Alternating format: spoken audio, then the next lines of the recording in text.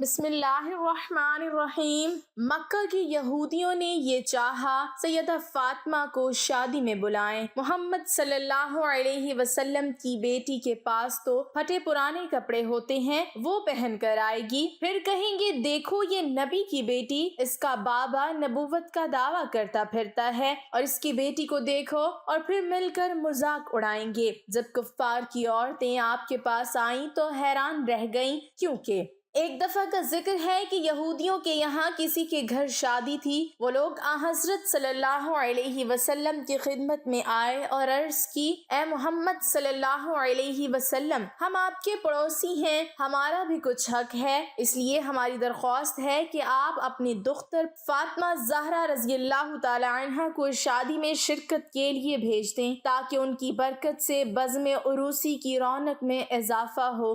حضرت صلی اللہ علیہ وسلم نے فرمایا، فاطمہ زہرا اگرچہ میری بیٹی ہے لیکن علی رضی اللہ تعالی عنہ کی زوجہ ہے، تم لوگ حضرت علی رضی اللہ تعالی عنہ سے جا کر درخواست کرو، اگر وہ چاہیں گے تو اجازت دے دیں گے۔ یہودیوں نے عرض کیا کہ آپ صلی اللہ علیہ وسلم بھی ہماری طرف سے ان سے سفارش فرما دیں۔ پھر وہ یہودی حضرت علی رضی اللہ تعالی عنہ کی خدمت میں حاضر ہوئے اور عرض کیا کہ آپ اجازت دیں، حضرت فاطمہ رضی اللہ تعالی عنہ شادی میں تشریف لائیں۔ آپ رضی اللہ تعالی عنہ نے فرمایا، اس امر کی مالک خود جناب فاطمہ رضی اللہ تعالی عنہ ہیں۔ اس کے بعد یہودی نے جس کے گھر شادی تھی حضرت فاطمہ رضی اللہ تعالی عنہ کے دروازے پر آواز دی، اے بنت رسول صلی اللہ علیہ وسلم، میری لڑکی کی شادی ہے، اگر آپ تشریف لے چلیں تو میری عزت بڑھ جائے گی۔ حضرت فاطمہ رضی اللہ تعالی عنہ نے فرمایا کہ جناب امیر المومنین سے اجازت لے لو۔ تو چلو، یہودی نے کہا کہ میں رسول اللہ صلی اللہ علیہ وسلم اور حضرت علی کی خدمت میں گیا تھا، سبھی نے آپ کو مختار کیا ہے۔ سیدہ فاطمہ رضی اللہ تعالی عنہ یہ سن کر متفقہ ہوئیں۔ اتنے میں جناب رسول اللہ صلی اللہ علیہ وسلم خود تشریف لے آئے۔ فاطمہ رضی اللہ تعالی عنہ نے فرمایا، بابا جان، یہودی کے یہاں سے آدمی آیا ہے، آپ صلی اللہ علیہ وسلم کیا فرماتے ہیں، اس کے گھر جائیں یا نہ جائیں؟ آپ صلی اللہ علیہ وسلم نے فرمایا، فاطمہ تمہاری مرضی ہے۔ حضرت فاطمہ رضی اللہ تعالی عنہ نے عرض کیا، بابا جان، آپ کی بہت سخت توہین ہوگی، کیونکہ ان کی عورتیں عمدہ اور نفیس لباس و زیورات سے مزین ہوں گی، اور میرے پاس وہی پھٹے پرانے کپڑے ہیں جس میں جا بجا خرمے کے پیوند لگے ہیں۔ رسول اللہ صلی اللہ علیہ وسلم نے فرمایا، اے بیٹی، اسی حالت میں جاؤ۔ چنانچہ جناب سیدہ فاطمہ رضی اللہ تعالی عنہ جانے کو تیار ہو گئیں۔ ادھر یہودیوں نے اپنی عورتوں کو زیورات و ملبوسات سے خوب آراستہ کیا،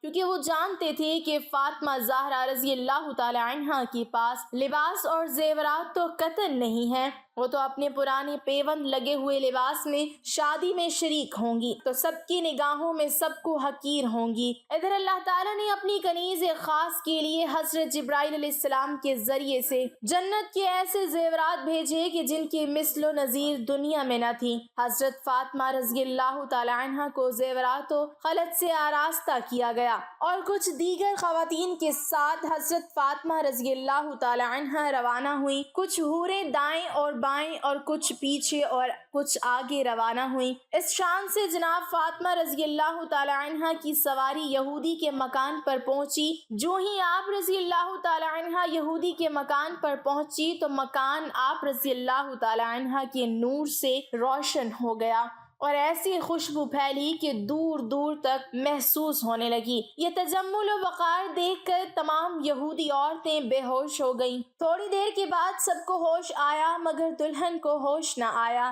لاکھ تدبیریں کی مگر سب بے سود ثابت ہوئیں۔ دیکھا گیا تو معلوم ہوا کہ اس دلہن کی روح اس کے جسم سے پرواز کر چکی ہے۔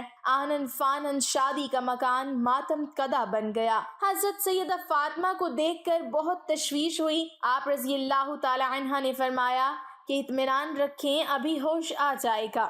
اس کے بعد آپ رضی اللہ تعالی عنہ نے 2 رکعت نماز پڑھ کر دعا کے لیے ہاتھ بلند کیے اور کہا کہ میرے اللہ، میں بنت رسول صلی اللہ علیہ وسلم ہوں، اے میرے اللہ، ہر حق میں تیرے رسول صلی اللہ علیہ وسلم کی بیٹی ہوں، میری عزت تیرے ہاتھ میں ہے۔ تمام لوگ یہی کہیں گے کہ سیدہ فاطمہ کے آتے ہی دلہن فوت ہو گئی، خانہ شادی خانہ غم بن گیا۔ کچھ دیر نہ گزری تھی کہ آپ رضی اللہ تعالی عنہ کی دعا قبول ہوئی اور دلہن کلمہ شہادت پڑھتی ہوئی اٹھ بیٹھی، کہنے لگی میں شہادت دیتی ہوں کہ اللہ ایک ہے، نہ اس کا کوئی شریک ہے، محمد مصطفیٰ صلی اللہ علیہ وسلم اللہ کے رسول ہیں، اور حضرت فاطمہ رضی اللہ تعالی عنہ ان کی دختر ہیں۔ آپ رضی اللہ تعالی عنہ مجھ کو مذہب اسلام کی تعلیم فرمائیں، اور اسی طرح صدق دل سے وہ عورت مسلمان ہو گئی۔ حضرت فاطمہ رضی اللہ تعالی عنہ کا یہ اعجاز دیکھ کر تمام یہودی مرد و خواتین مسلمان ہو گئے اور بڑی عزت کے ساتھ آپ کو گھر سے رخصت کیا۔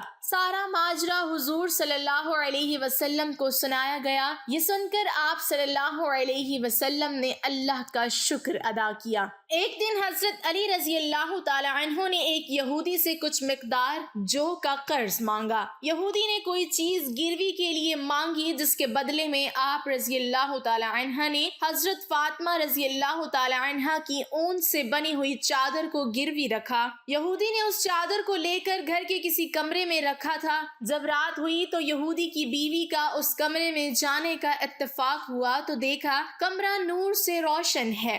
واپس شوہر کے پاس آئی اور کہا کمرے میں بہت روشنی نظر آ رہی ہے۔ شوہر تعجب سے دوڑتا ہوا کمرے میں داخل ہوا تو دیکھا کہ حضرت فاطمہ رضی اللہ تعالی عنہ کی چادر چاند کی مانند منور ہے، جس نے گھر کو منور کر دیا ہے۔ یہودی کو معلوم ہوا کہ یہ نور اسی چادر کی برکت سے ہے، لہٰذا میاں بیوی دونوں نے اپنی قوم اور قبیلے والوں کو اس معجزے سے آگاہ کیا، جس کے نتیجے میں 80,000 یہودی دیکھنے کو آئے۔ سب نے اس معجزے کو دیکھا اور مسلمان ہو گئے۔ ایک دن حضرت عائشہ صدیقہ رضی اللہ تعالی عنہ حضرت فاطمہ رضی اللہ تعالی عنہ کی خدمت میں آئیں تو دیکھا کہ آپ رضی اللہ تعالی عنہ حسنین کے لیے کھانا پکا رہی ہیں۔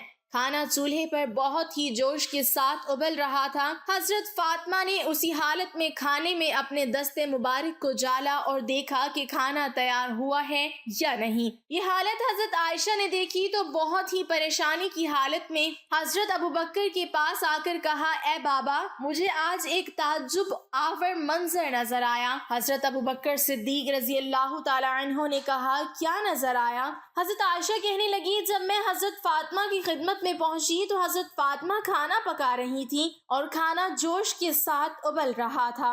حضرت فاطمہ نے اسی حالت میں ہاتھ لگا کر دیکھا لیکن ہاتھ کو کچھ نہیں ہوا۔ حضرت ابوبکر رضی اللہ تعالی عنہ نے حضرت عائشہ سے کہا اے بیٹی، اس بات سے کسی کو باخبر نہ کرنا۔ جب یہ خبر آپ صلی اللہ علیہ وسلم تک پہنچی تو آپ صلی اللہ علیہ وسلم نے لوگوں کو جمع فرمایا، منبر پر تشریف لا کر حمد و ثنا انجام دینے کے بعد فرمایا لوگوں، تم آگاہ ہو کہ حضرت فاطمہ کا ہاتھ اس ابلتے ہوئے کھانے میں نہ جلنے پر کچھ لوگ تعجب کرتے ہیں۔ خدا کی قسم جس نے مجھے نبوت اور رسالت پر مبعوث کیا ہے، اسی ہی نے فاطمہ کو اتنی فضیلت دی ہے کہ فاطمہ کے گوشت اور اعضاء کو جلانے کی طاقت آگ میں نہیں رکھی، لہٰذا خدا نے حضرت فاطمہ اور ان کی فرزندان، ان کے پیروکاروں سے جہنم کی آگ کو دور کیا ہے۔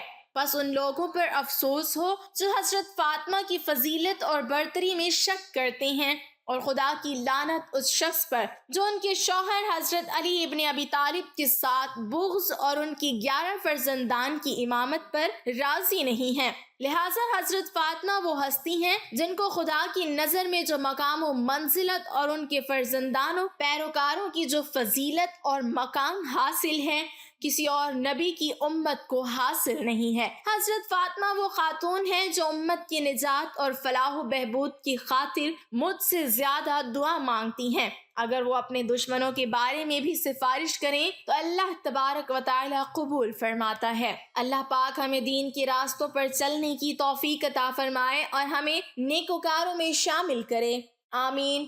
ناظرین، کمنٹ باکس میں اللہ تعالیٰ کے 99 ناموں میں سے ایک نام ضرور ٹائپ کریں۔ اللہ ہم سب کا حامی و ناصر ہو۔